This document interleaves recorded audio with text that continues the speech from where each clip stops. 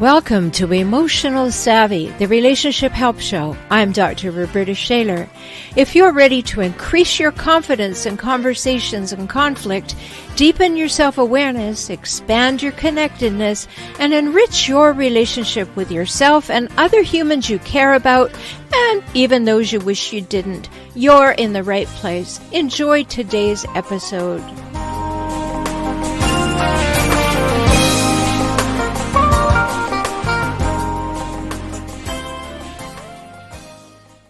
Welcome to this episode. Today we're going to be doing something a little bit different for Emotional Savvy. Today is just me. I'm going to be speaking to you about what it really takes to have great relationships. And I think that's an important thing for us to discuss, especially with the new year starting.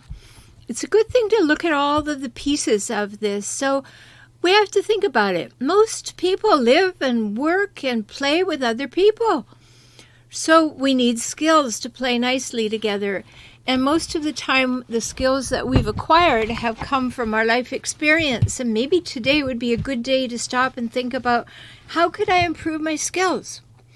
Because where did I get the ones that I have? And how is that working for me? It's not rocket science to understand that our early training continues to play out in our lives. What we did in our families tends to be kind of the baseline until we decide to consciously change our minds, get new strategies and skills, and do things differently. There are far too many people, believe me, I know because I've been a therapist for years, who spend their lives blaming their families for the present conditions of their lives. And certainly, many people have been badly treated, even abused, and I'm not dismissing that pain in any way. Most folks have not, however, and may continue to hold on to the if only and they done me wrong mentality as a defense against moving forward in their lives. It's kind of creating drag. So you can change your mind at any time, can't you? So you can choose to play on your own team and be your own ally in creating the life you say you want, in creating the relationships you say you want, in doing things differently rather than complaining about them being the same old way. So do you think that you ever let old patterns you've learned or observed in your family life infringe on your current relationships? Do you have a fear or maybe an unwillingness to trust new folks on the basis of your history with other people? Do you think that's serving you well? Because I really doubt it. As a relationship consultant, couples come to me, individuals come to me, all through video conferencing, and one or both would complain about being compared to their partner's last love or lover or wife or husband or coworker or partner, and usually not favorably either. I can think of one case that was particularly overt. The man complained that his partner was flaunting her sexuality at every man she met. He said she even spent too long chatting with the checkout person in the grocery store, longer than was necessary in his opinion, and he considered it and labeled it flirting. He said that when she bent down to choose groceries from the bottom shelf, she did that in a sexually aggressive way. Now, I knew this woman, and I'd seen her around, and having seen her in the community for several years, I'd never noticed any overt sexuality on her part. So as we worked together, it turned out, as you probably guessed by now, that his former wife ran off with another man. His underlying belief was that if he only had been more vigilant for the signs he was now hypervigilant of in his current partner, he would still be married to his first wife and at home with his children. So his current partner was in a no-win situation. Although she was now more conscious of everything she did and was feeling quite anxious and tense about her every move, there really was nothing she could do until this man took the pain of his last experience and left it behind with his former wife. Certainly, you learn from experience. We all do, and hopefully we become wiser. But it's unfair to transfer one experience to another in such a paranoid fashion as this fellow.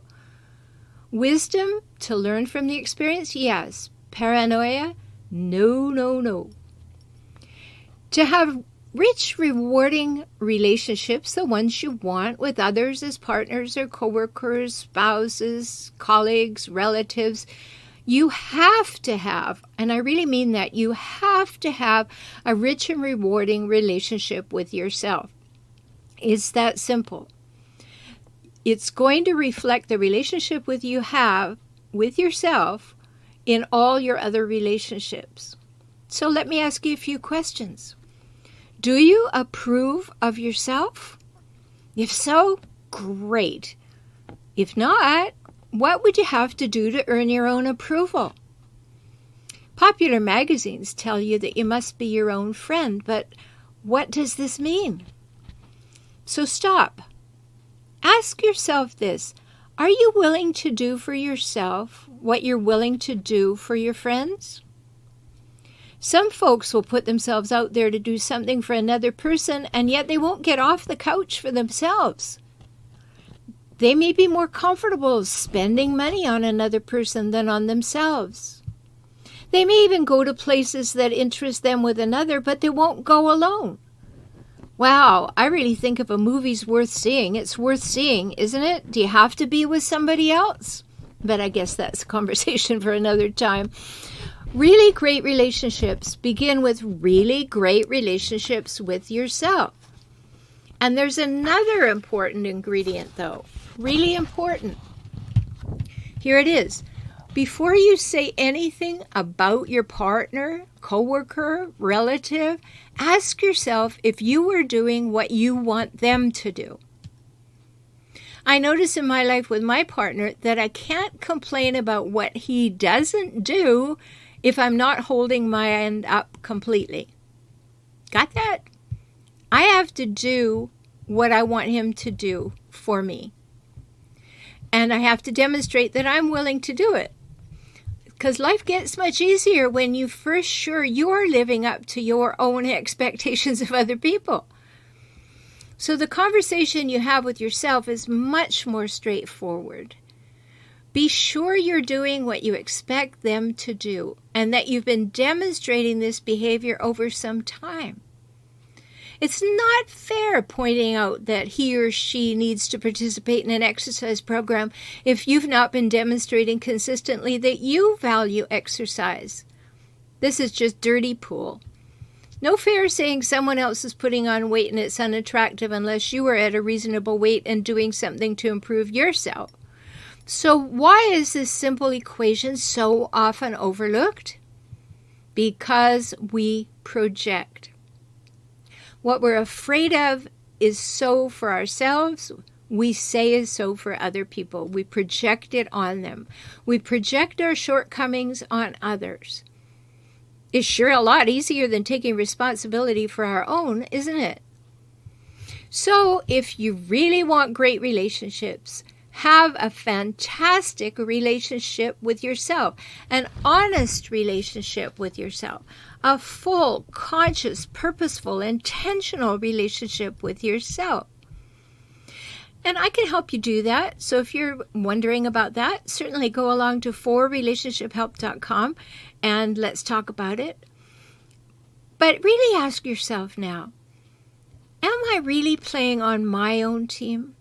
Am I living my values? Am I doing what I say is important? That's alignment. And when you have alignment, you'll have integrity. And when you have integrity, you will feel better about yourself.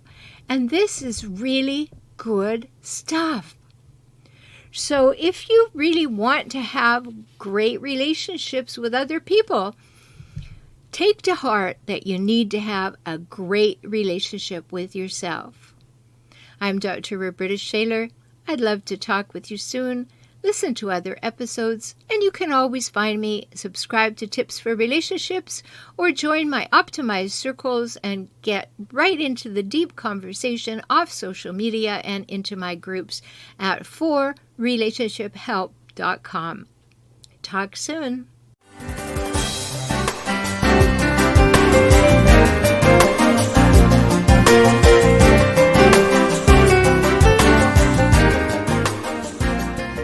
Thanks for being here for today's episode of Emotional Savvy. If you want to deepen your emotional savvy, make shifts in your relationships, and enjoy life and relationships more, work with me, Dr. Rhoberta Shaler. Get my books, enjoy my courses, or work with me directly. You can do that by visiting forrelationshiphelp.com, forrelationshiphelp.com, and subscribe to Tips for Relationships now. Don't miss a thing. Be empowered this week with more emotional savvy.